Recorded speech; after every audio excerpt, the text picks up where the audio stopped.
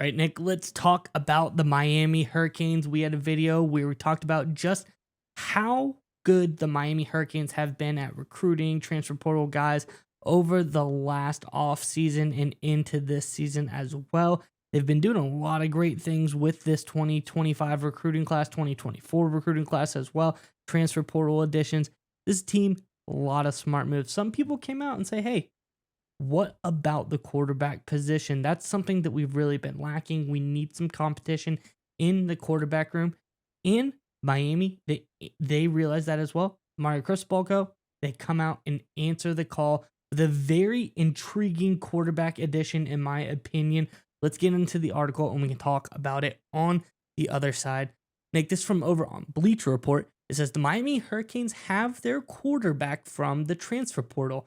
Per ESPN's Pete Thamel, the Hurricanes looked to the FCS ranks and grabbed Albany quarterback Reese Poffenbarger. I believe that's how you pronounce his last name, so I apologize if it isn't. Albany will forever have a place in my heart, and we did a lot of special things, Poffenbarger said per Thamel. At the end of the day, I thought it was time to move on and put myself in the best position to compete for a national championship and one day play in the NFL. Poffenbarger led the FCS in passing touchdowns and yards with 36 touchdowns, 3,603 yards respectively. He helped Albany have the best turnaround in Division I football, going 3-8 in 2022 to 11-4 in 2023 and advancing to the FCS semifinals. This is a guy who came in and he absolutely dominated at the FCS level. Now he's ready. Take his talents on up to the big league, Nick. But I like this guy. I like Poffenbarger purely because this is a guy who has a lot of experience. He has championship level experience. He made it to the semifinals of the FCS.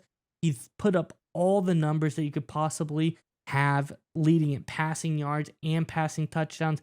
This guy seems to have all the talent in the world. And now I think if he moves to a school like Miami, who has much better playmakers, much better team than they did at the University of Albany, I think he can come onto the scene and look very intriguing if he is able to make the starting role at this team.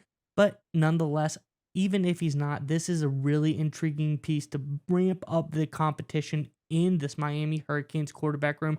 Curious what your thoughts are on this new addition, Nick. But Hurricane fans, in the comments below, let us know what your thoughts are on this quarterback addition. I know you kind of wanted some of the bigger name guys, but this is a guy nonetheless, when you look into everything that is surrounding him, he seems very, very intriguing to me, to say the least. So let us know your thoughts on this addition in the comments below. But Nick, what are your thoughts on Miami's latest quarterback addition?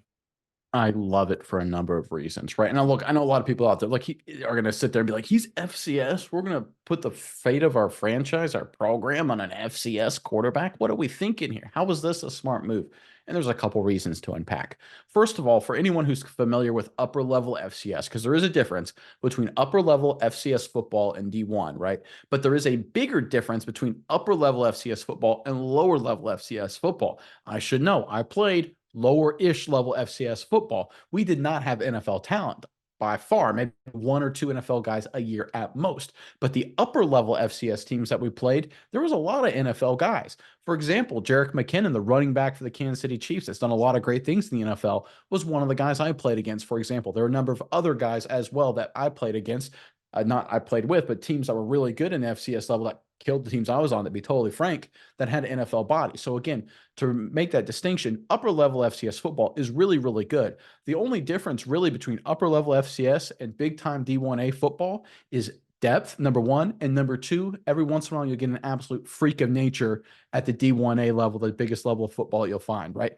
That's some of these guys that become number one overall picks, like Jadeveon Clowney, for example. You won't find that at 1AA FCS.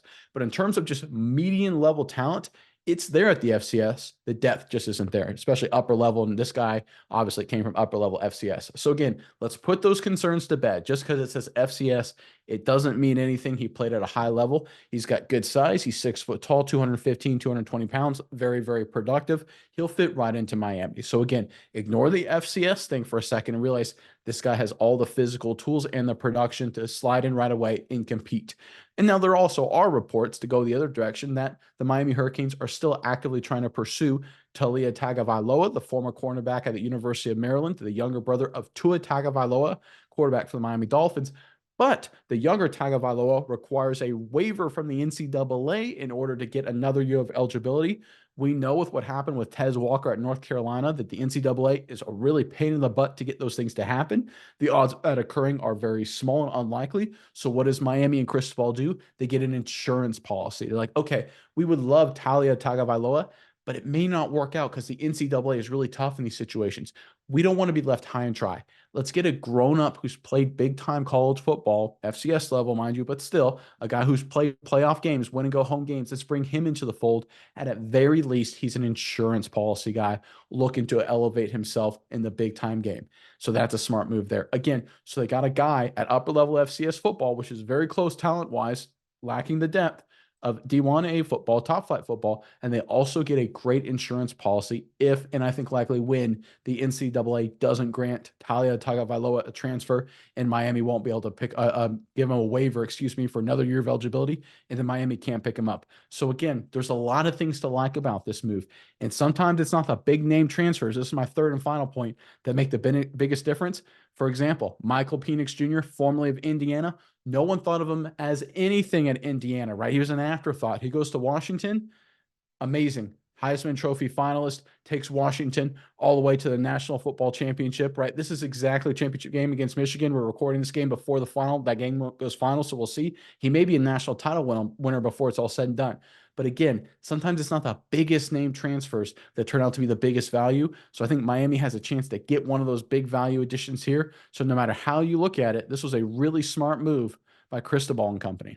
Yeah, Nick, and just to kind of finally glaze over some final points, you look at the quarterback talent that's come out of the FCS, preferably guys that made it to the NFL as of late. These are guys still in the NFL today. Short list, but Joe Flacco, FCS guy, Jimmy G, Trey Lance, Easton Sick, Carson Wentz. These are all quarterbacks at the FCS level who are top tier elite talent and are currently playing in the NFL at this time. So don't knock the FCS talent, like you said. Don't knock the guys that could be an afterthought in some people's minds. Like we said, Michael Penix Jr.